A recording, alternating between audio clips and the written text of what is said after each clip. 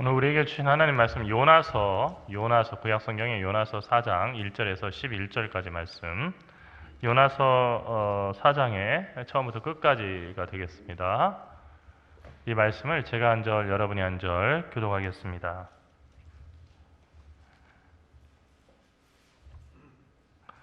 요나가 매우 싫어하고 성내며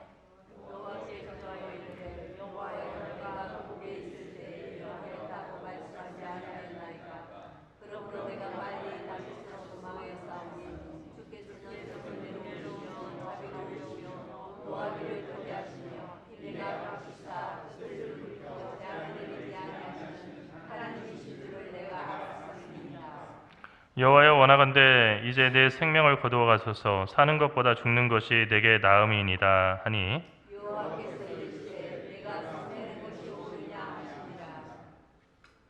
요나가 성읍에서 나가서 그 성읍 동쪽에 앉아 거기서 자기를 위하여 초막을 짓고 그 성읍에 무슨 일이 일어나는가를 보려고 그 그늘 아래에 앉았더라.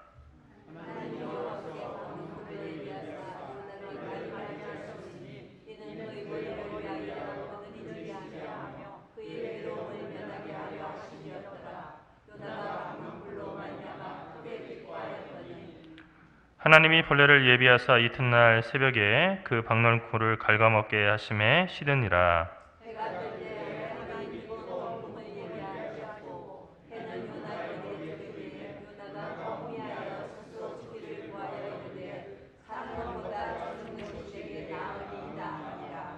하나님이 요나에게 이르시되 내가 이 박넝쿨로 말미암아 성내는 것이 어찌 옳으냐 하시니, 그가 대답하되 내가 성내어 죽기까지 할지라도 옳으니이다 하니라.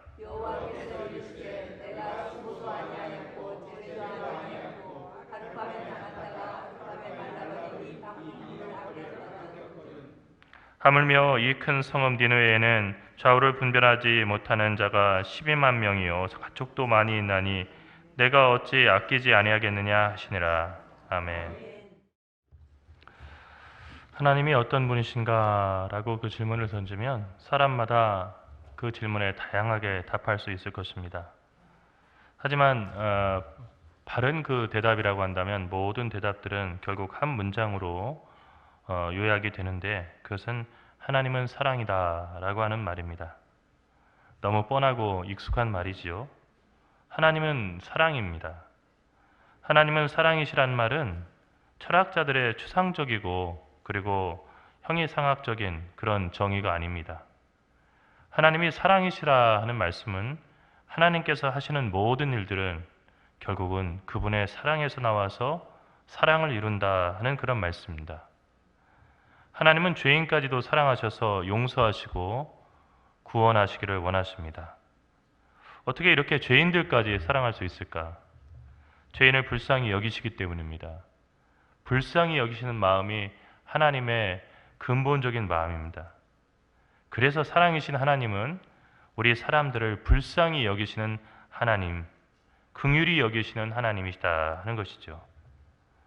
우리가 그리스도라고 하는 투명한 창을 통해 비친 하나님을 뵐 때 그리스도는 실제로 그런 투명한 창이 되어주셨는데, 그것은 자기를 비워서 자기 자신을 보여주는 것이 아니라 바로 하나님이 어떤 분인지를 자기의 삶과 그리고 자기의 행동, 말을 통해서 보여주셨는데, 우리가 그 그리스도라고 하는 투명한 창을 통해서 하나님을 보게 될 때 가장 먼저 발견하는 그 하나님의 모습은 무거운 죄짐을 지고 가는 지친 사람들을 불쌍히 여겨서 그 짐을 대신 짊어져 주시는 아버지의 모습입니다.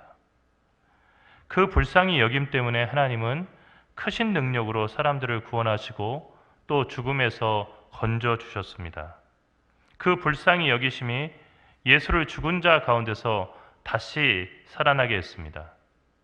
여러분, 부활이라고 하는 말은 다시 산다는 말이 아닙니다. 이것은 일본 사람들이 이 부활이라고 하는 단어를 갖다가 번역하면서 그렇게 해서 우리는 부활, 다시 살아난다, 여기에 더 중점이 있습니다. 하지만 헬라어에서는 에게이로라고 하는 단어를 쓰는데, 에게이로는 3인칭 단수형으로 그가 일으켜 세운다 하는 그런 뜻이 그 안에 들어 있습니다. 그러니까 예수가 죽은 자 가운데서 다시 살아나신 데 핵심이 있는 것이 아니고 하나님께서 예수님을 죽은 자 가운데서 다시 일으키신 사건, 하나님이 하신 일에 초대교회 교인들은 그 부활 사건에 본질이 있다고 본 것입니다. 맹자라고 하는 중국의 철학자는 왕도 정치라고 하는 것을 강조했습니다. 왕도 정치라고 하는 것은 왕이 나라를 다스릴 때 하늘 뜻을 따라서 순종하고 순천하면서 그러면서 백성들을 진심으로 아끼고 지키고 돌보는 정치입니다. 그런 왕도 정치에 따르면 왕은 백성을 잘 먹고 잘 살게 힘써야 합니다. 먹고 사는 문제는 별로 중요하지 않은 문제고 거국적인 나라의 미래를 위해서 이런 얘기들을 하는 그 왕들은 뭔가 함량 미달로 여겨졌습니다. 한포고복, 백성들이 배가 불러서 배를 두드리면서 정말 신나게 노래를 부를 수 있는 나라가 되어야만이 그 다음 일을 할 수가 있는 겁니다. 왕의 첫 번째 사명은 백성을 잘 먹고 살도록, 먹는 것이 너무나 비싸져 가지고 걱정하지 아니하도록 그렇게 힘써야 되고, 흉년 때에도 백성들이 먹을 것이 없어서 정말로 비참한 삶을 살지 않도록 미리 예비해 놓고 또 도와주는 역할을 해야 되는 겁니다. 그리고 나서 마음의 본질을 회복해서 도덕이 바로 선 나라가 되도록 그렇게 만들어야 되는데, 그러려면 자기가 먼저 도덕을 회복하고 덕을 세우면서 살아야 된다는 것이죠.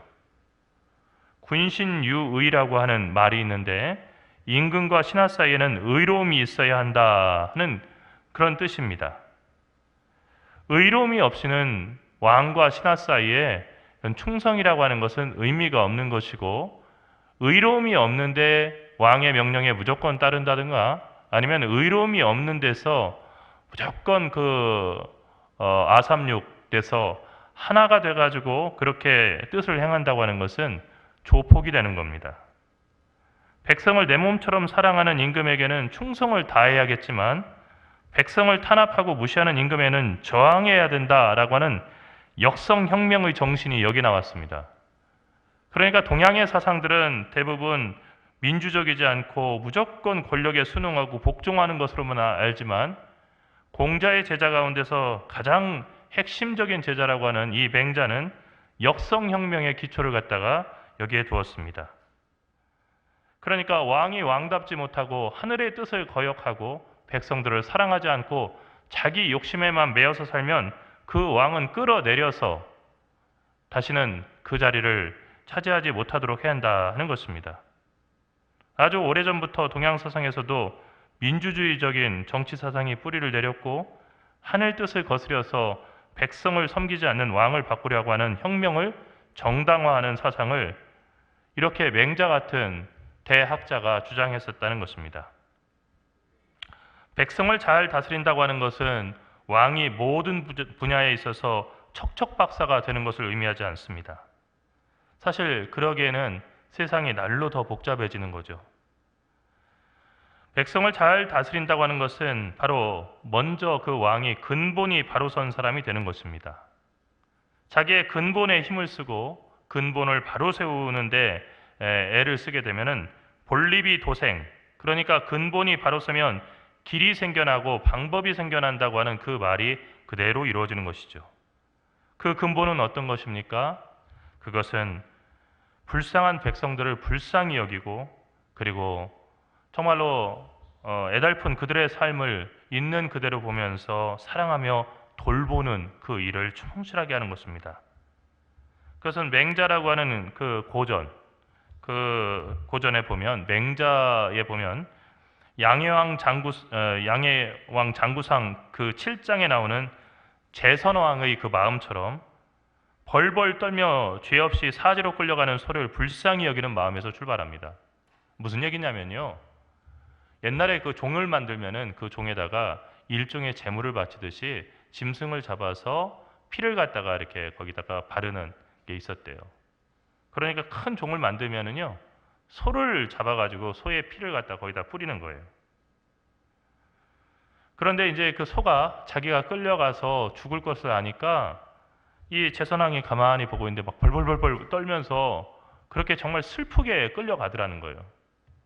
그래서 너무 보고 정말 안타까워서 원래 그렇게 해야 종을 만든다는 거 다 알고 있었지만 이 소 보내지 마라. 이러면 안 되겠다. 왕이시여. 그렇지만 종을 만들었고 거기에 피를 반드시 묻혀야 되는데 이 소를 끌고 가야 됩니다. 그러면 양 한 마리 가져가서 그 양으로 대신해라.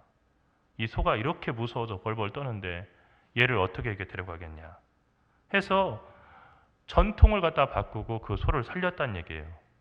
사실 얘기를 듣고 저는 양도 불쌍한데 하는 생각이 들었습니다만 어쨌든 그 무서워서 떠는 그 소를 그렇게 불쌍히 여겼다는 겁니다. 그러니 이 제선왕이 다른 분야에서 어땠는가 하고 보면은 맹자도 칭찬할 만큼 나라를 든든하게 세웠다는 거예요. 똑똑해서 나라를 그렇게 세운 게 아니고요. 백성들 하나하나를 불쌍히 여기고 그리고 그 백성들의 어려운 삶을 마치 이 두려움에 떠는 소를 살피듯이 살피더라는 것입니다. 없이 살아가는 가난한 백성들을 불쌍히 여기지 않는 사람은 결코 좋은 왕이 될 수 없다고 맹자는 분명히 얘기했습니다. 이것이 바로 측은지심, 즉 남의 불행을 아파하는 마음입니다.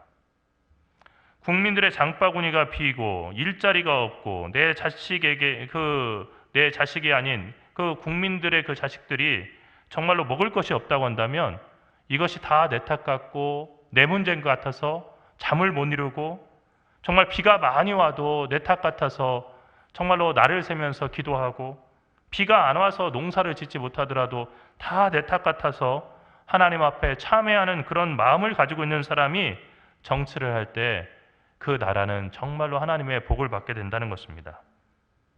그런데 오늘 말씀을 보게 되면요, 정말로 하나님의 사람이라고 보기에는 너무 엉뚱한 사람의 이야기가 엉뚱하게 끝납니다. 요나가 제일 처음에 하나님의 그 명령대로 니느웨로 가지 않고 다시스로 가다가 결국 물고기 뱃속에 들어갔다가 다시 나와서 니느웨에 토해져서 거기서 말씀을 전했지만은 그 이후에 그 요나가 변화된 모습을 전혀 보이지 않아요.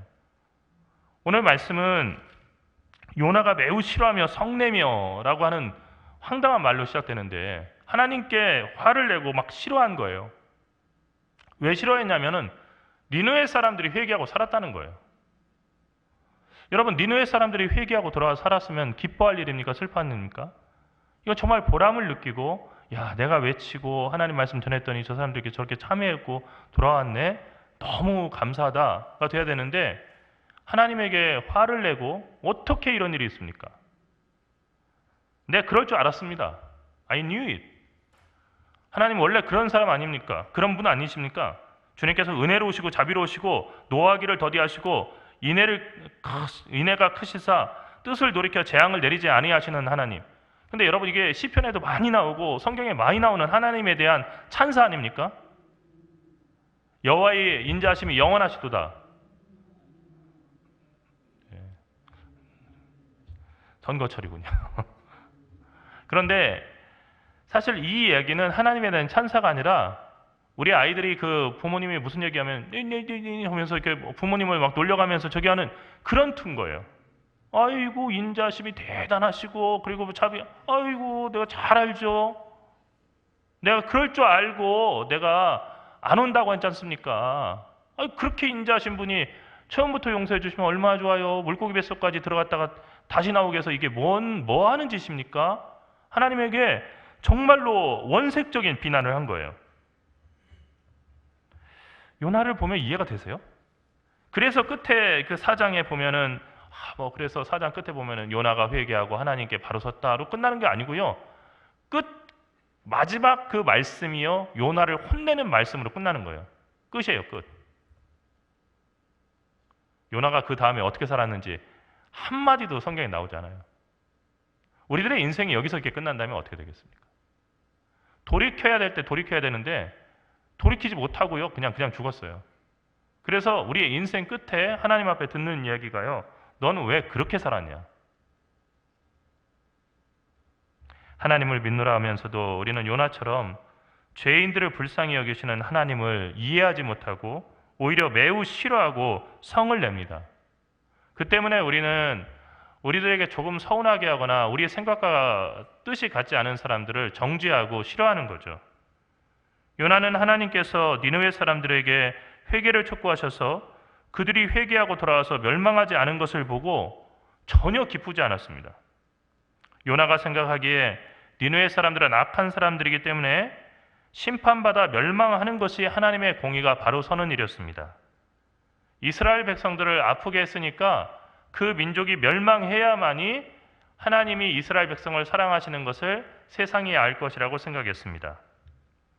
죄인이 벌을 받고 멸망해야 사람들은 하나님의 뜻이 얼마나 위중한 줄 알고 그 뜻을 따라 살 것이라고 그렇게 요나는 생각했습니다.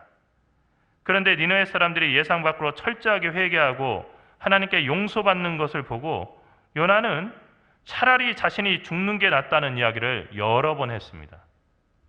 이런 불만 속에서 요나는 성읍 동쪽으로 나가서 그늘에 앉아 있었습니다. 하나님께서 이런 요나를 위해서 박넝쿨을 예비하셨다라고 성경은 얘기하고 있습니다. 여러분, 하나님에게 막 온갖 정말 미운 소리 다 하고요, 인간의 입에 담아서는 안 되는 이야기를 다 담으면서 화를 내는 이 요나가 그 성읍 동쪽으로 나가서 뜨거운 데 앉아 있을 것을 생각해서 미리 박넝쿨을 예비해 주셨다는 거예요. 그런지도 모르고 이 요나는 그 커다란 박넝쿨 이파리 밑에서 햇빛을 가리면서 시원하게 앉아 있었습니다. 요나가 그 박넝쿨로 말미암아 크게 기뻐하였다고 6절은 말합니다. 성경에서 요나서를 보게 되면 요나가 기뻐한다고 하는 말은 여기밖에 없어요. 하나님을 믿고 의지한다고 하는데요, 유일한 기쁨이 박넝쿨 시원하다, 너무 좋다, 이것만 좋은 거고요, 나머지 아무것도 기쁘지 않은 사람이에요. 한번 요나를 가지고 1인극을 한다고 해서요, 맨날 불평하고 맨날 슬퍼요. 근데 한 번 딱 웃는데 뭐냐면 박넝쿨 너무 시원하네. 참 극명한 대조죠. 요나는 니느웨 백성들이 다 회개해서 모든 백성이 심판당하지 않고 살아난 이 놀라운 기적을 보고는 매우 싫어하고 성을 냈어요. 그런데 이와 대조적으로 정말 아무것도 아니고요, 길거리에 있는 그 박넝쿨이 자신에게 그늘을 만들어줬다는 그 이유로 크게 기뻐했다는 겁니다. 크게 기뻐했다는 거예요. 그러다가 그 박넝쿨을 벌레들이 갉아먹어 버렸어요. 그러니까 시들어 버렸습니다. 다음날 이렇게 보니까 박넝쿨이 없어요. 요나가 다시 뜨거운 햇볕을 받다가, 여러분, 뜨거운 그 햇빛에 그냥 계속 노출되어 있으면 어떻게 되죠? 일사병도 걸리게 되고요, 핑 하고 이렇게 돌아버리게 되죠. 정신이 혼미해졌다고 성경은 얘기하고 있어요. 막 그 상황에서 다시 화가 났어요. 왜냐하면 이 뜨거운데 또 나를 갖다 이렇게 머물게 하는 하나님이 싫은 거예요. 생각할수록 하나님한테 화가 나는 거죠.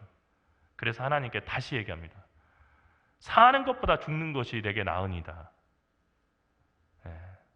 정말 못된 소리죠.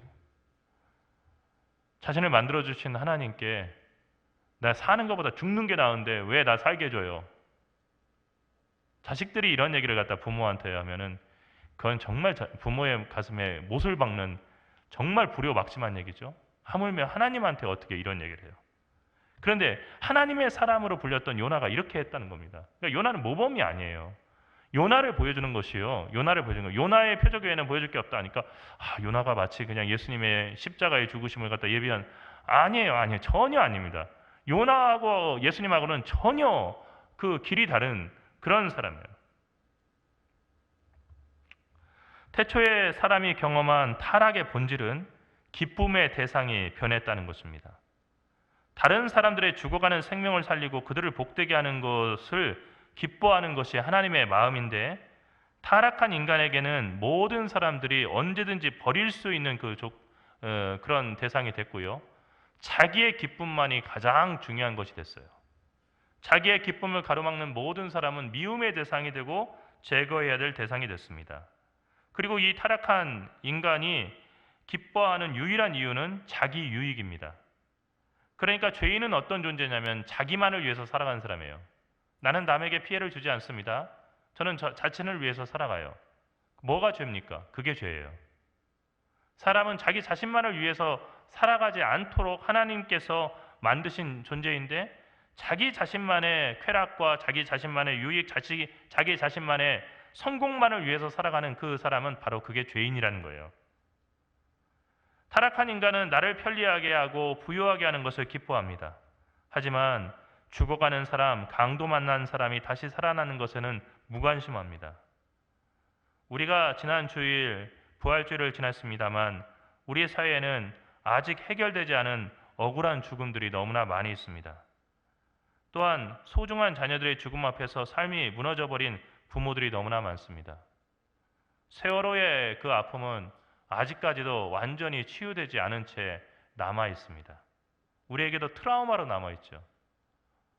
배가 가라앉고 있는데 아무 조치도 해줄 수 없고 저렇게 해서 다 죽으면 어떻게 해야 하는 것을 전 국민이 실시간으로 보고 있었다고 하는 거, 전 세계 어떤 나라가 그런 경험을 했겠습니까? 심리학자들이 되게 많이 걱정했어요. 이건 집단 트라우마가 될 텐데 차라리 안 나오는 게 나은데 저걸 계속 보고 있다는 것은 큰일인데. 그런가 하면 이태원에서 희생된 159명의 젊은이들이 있지만 우리는 아직 그 사건의 진상조차 파악하지 못하고 아무도 책임지지 않은 채 그냥 있었던 사고 정도로 여기고 있습니다. 그런가 하면 2023년 한반도를 덮친 폭우 사태 때 피해 지역인 경상북도 예천군 호명면 황지리의 내성천 보문교에서 실종자들을 수색하려고 그렇게 애쓰다가 급류에 휩쓸려 실종되었다가 14시간 만에 싸늘한 시체로 발견된 최수근 상병의 죽음은 여전히 그 책임 소재를 모호한 상태로 두고 1년 가까운 시간이 지나고 있어요. 여러분, 최수근이라고 하는 이름을 계속해서 듣다 보면 국민들이 더 기억하고 분노할까 봐 기사와 텔레비전 뉴스에서 최상병이라고 하는 이름으로만 부르라고 하는 보도 지침이 내려오는 것이 정말로 이게 우리나라다운 그런 모습인가 하는 생각을 합니다. 그 부모님은 어떡하겠어요? 그 부모님은요. 저는 그 생각을 해요. 159명의 젊은이의 죽음도 또 최수근 상병이라고 하는 이 해병의 죽음도 그 사랑하는 부모님들에게는 단순한 뉴스 기사가 아니라 사실은 고통이 장례식으로 끝나는 것이 아니라 자신의 장례식을 치를 때까지, 자신이 땅에 묻힐 때까지 평생 지고 가면서 매일같이 아파야 되는 그 아픈 상처가 열린 건데, 이 젊은이들은 누군가에게는 바로 우리의 딸, 우리의 손자, 손녀와 같이 눈에 넣어도 안 아픈 소중한 자녀들인데, 그 젊은이들이 이태원과 군대에서 이렇게 160명이나 갑자기 죽었는데 정치적인 성향에 따라서 우리가 슬퍼하기도 하고 슬퍼하지 않기도 해야 그것이 정상인가 하는 거예요. 여러분, 우리 그렇게 살지 맙시다. 왜 이렇게 복잡하게 살아갑니까? 하나님의 사람이면 하나님의 사람답게 살아갑시다. 예수님은 나사로의 무덤을 보고 그 죽음 앞에서 슬피 소리를 내며 우셨습니다. Jesus wept. 딱 두 단어예요. 예수께서 흐느껴서 이렇게 우셨다. Jesus wept. 근데 찰스 스펄전은요, 본인의 설교에서 성경에 있던 어떤 말보다도 우리 인류에게 소망이 되고 우리 인류에게 치유의 능력을 가진 그런 말씀이 바로 이 Jesus wept. 예수께서 우셨다. 나사로의 무덤 앞에서 예수께서 우셨다는 그 말씀이 바로 그런 능력이 있다고 했습니다. 예수를 따라간다는 것은 바로 예수의 성품을 따라가는 겁니다. 우리도 그래야 합니다. 여러분, 이웃의 아픔을 보면 다른 것을 따지지 말고 사람이 죽었다고 하면 슬퍼할 줄 알아야 돼요. 그런데 이 죽음은 슬퍼할 죽음인가 아니면 비판할 죽음인가 이걸 따지고요. 또 이태원에 할로윈 그 축제로 갔었으니까 이거는 뭐 기독교인들이 아니고 그 악마의 축제니까 뭐 이런 거에 참여한 사람은 지옥불에 던져줘도 너무 당연한 이런 이야기를 갖다가 믿음이라고 하는 이름으로 얘기하는 것이 정말 그럴 수 있냐는 거예요. 이런 뭔가가 좀 이상한 거 아닙니까? 사람이 죽었으면요, 다른 것을 떠나서 함께 슬퍼하고 마음 아파해야 돼요. 그리고 바로 그 주변의 사람이 바로 그런 슬픔을 당한 사람이라면 정말로 함께 위로하고 그렇게 힘든 그런 삶을 살아가면서 겨우겨우 정말로 죽은 것과 같은 그런 삶을 살아가는, 죽음과 다를 거 없는 그런 삶을 살아가는 사람에게 지팡이와 그리고 막대기의 역할을 해줘야 한다는 겁니다. 교회는 그 우는 자들과 함께 울라고 하는 주님의 명령 가운데 부름받은 공동체입니다. 예수를 따른다고 하면서도 이러한 세상의 아픔에 대해서 무관심하는 것은 여리고에서 강도 만난 사람을 보고도 나는 제사 드려야 되니 가야 하오 라고 그냥 지나쳤던 레위인과 제사장이 되는 것입니다. 예수님은 우리에게 사마리아 사람처럼 강도 만난 사람의 이웃이 되어주라고 명령하셨습니다. 이미 알고 있는 이웃의 어려움에 동참하라는 것을 벗어나서 본래 원수이지만 사마리아 사람들을 무시하는 유대인이지만 그러나 그 유대인의 이웃이 되어주라는 거죠. 나를 미워하는 사람의 이웃이 되어주라는 겁니다. 강도 만난 사람의 이웃이 되어준다는 것은 슬픔을 당한 자들과 함께 슬퍼하고 그들을 위로하고 그들을 복되게 하는 것입니다. 우리가 지나치게 정치적인 눈으로 모든 것을 보면서 남의 슬픔까지도 정치적으로 옳은 슬픔과 정치적으로 그릇된 슬픔, 내 편에게 유익이 되는 슬픔과 그리고 내가 정치적으로 이용할 수 없고 유익이 될 수 없는 슬픔으로 나눈다고 한다면 그것은 정말 슬픈 일입니다. 내 눈앞에 자식을 잃고 아파하는 사람이 있는데 그 자식의 슬픔을 슬퍼하는 부모가 정치적인 의도를 갖고 있다 이렇게 해석하거나 아니면 물질적인 보상을 받으려고 저렇게 슬픈 척한다라고 하는 잔인하고 차가운 말을 아무렇지도 않게 이야기할 수 있는 그 사회는 이미 그 사회 자체가 지옥인 것입니다. 지금 우리 사회는 정상이 아닙니다. 매우 심한 병에 걸렸습니다. 법은 약한 사람과 억울한 사람의 눈물을 닦아주고 그들을 바로 세우기 위한 도구인데 이제는 마음에 안 드는 사람들을 제거하는 흉기가 되어버렸습니다. 우리 사회는 심한 병에 걸렸습니다. 무엇보다도 우리는 사람들을 불쌍히 여기고 같이 아파하는 마음을 소중하게 생각하던 그런 민족이었었는데 언제부턴가 이런 마음이 사라져버리고 모든 삶의 중심이 나 하나 잘 되고 내 자식 잘 되는데 초점이 맞춰져 있습니다. 모든 사람들이 언제부턴가 잘잘못을 따지고 남을 정죄하는 데다만 전념하고 있지 그 가운데서 상처 입은 사람들을 치유하고 그리고 정말로 도움이 필요한 사람들에게 손을 내미는 데는 인색하고 있습니다. 자기 욕심에 빠져서 자기만을 위해서 사는 사람들이 정치를 하고 있고 이 사회의 지도층이 돼가고 있기 때문입니다. 여기 사랑이 없습니다. 사랑이 없으니 하나님이 없습니다. 오늘 우리는 하나님이 없는 어두운 지옥을 현실 속에서 이미 경험하고 있는 것입니다. 요나는 하나님의 사람이었지만 그 마음에 사람들을 불쌍히 여기는 마음이 전혀 없었습니다. 하나님의 사람이라고 다 다른 사람을 불쌍히 여길 수 있다라고 생각하는 것은 착각입니다. 그리스도인이니 내 마음에 사랑이 있을 것이라고 생각하는 것도 대단한 착각입니다.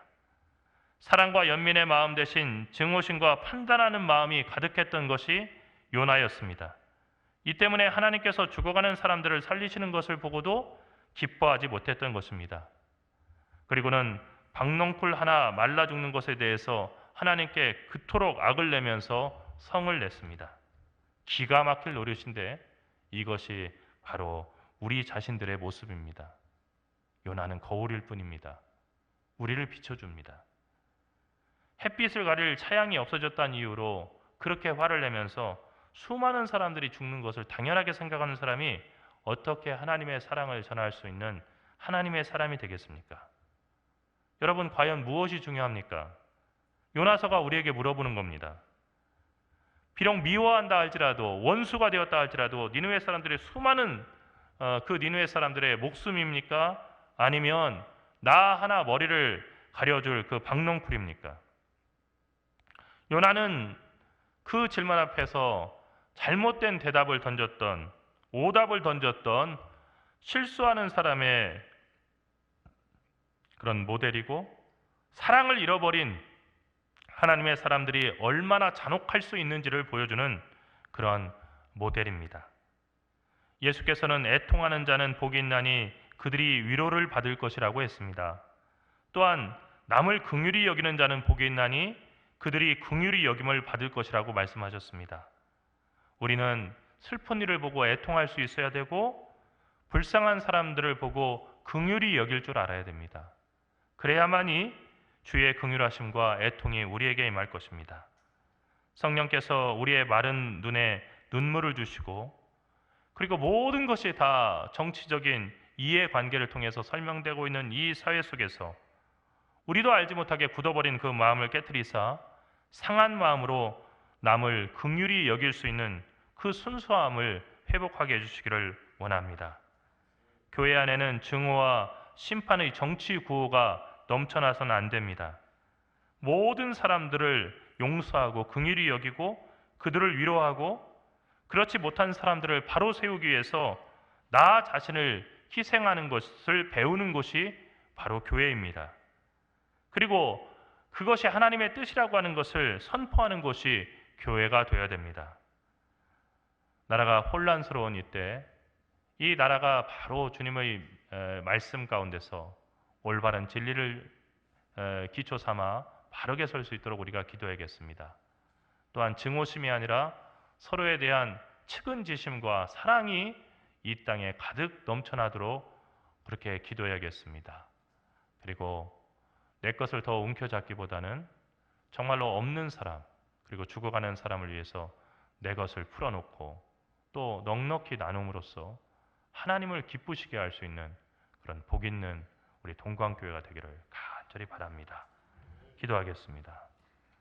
살아계신 주님 은혜와 사랑을 감사합니다. 하나님의 사람이고 성경에 기록됐으면 정말로 영광 중에 영광인데 요나는 그 영광스러운 기회를 이렇게 부끄러운 모습으로 결론지었습니다. 끝까지 하나님의 마음을 알지 못하고 끝까지 하나님께 정말로 어리석은 저항을 하다가 하나님의 책망을 받는 것으로 끝이 났습니다. 저희가 이 요나와 같이 삶을 마감하지 않도록 인도하여 주시옵소서. 기회 주셨을 때 주의 사랑을 깨닫고 저희도 사랑하게 인도하여 주시옵소서. 저희 같은 죄인을 용서하신 주의 사랑에 감격하여서 저희도 저희와 생각이 다르고 정치적인 성향이 다르며 그리고 정말로 저희의 유익에 도움이 되지 않는 그 사람도 용서하고 그들을 바로 세우게 인도하여 주시옵소서. 무엇보다도 나만 살겠다는 그 욕심 속에서 빨리 달려가다가 곁에 쓰러져 있고 죽어가는 사람들을 외면하지 않는 저희들이 되게 하셔서 주님 다시 오셨을 때 우리가 알지 못하는 사이에 배고픈 주님을 대접하고 헐벗은 주님을 대접하고 그리고 낙심에 빠져서 죽어가는 주님을 대접했다고 하는 칭찬받는 교회 되게 인도하여 주시옵소서. 주여, 특별히 이 4월 정말로 많은 이웃들이 절망 속에서 또 정신적인 질환 속에서 세상을 떠나는 자살이 가장 많은 4월입니다. 주님 불쌍히 여겨 주시옵소서. 이 4월 잔인한 한 달 동안 많은 우리 이웃들이 정말로 위기 가운데 설 텐데 저희가 그리스도의 복음을 가지고 그들을 위로할 수 있게 인도하여 주시옵소서. 아직 세상이 살만한 곳이라고 하는 것을 우리가 전한 복음을 통해서 깨닫게 하시고 또 우리의 관심과 우리의 사랑을 통해서 깨닫게 인도하여 주시옵소서. 0.6명이라고 하는 낮은 출생률에도 불구하고 10대, 20대, 30대 사망 원인 1위가 자살이라고 하는 이 충격적인 이 오명이 언젠가 벗겨지기를 간절히 바라며 기도하옵나니 주여, 교회가 그런 오명을 벗기는데 앞장서는 주의 손길이 되게 인도하여 주시옵소서.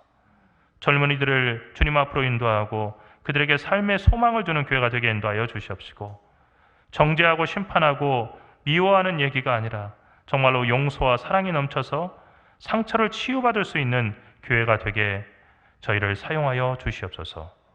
오늘도 살아계셔서 세상을 치유하시기를 원하시고 세상에 무거운 짐 지고 가는 자들을 정말로 불쌍히 여기시며 죽어가는 자들을 살리시기 원하시는 그 하나님을 믿사옵고 사랑하신 예수 그리스도 이름으로 간절히 기도드리옵나이다.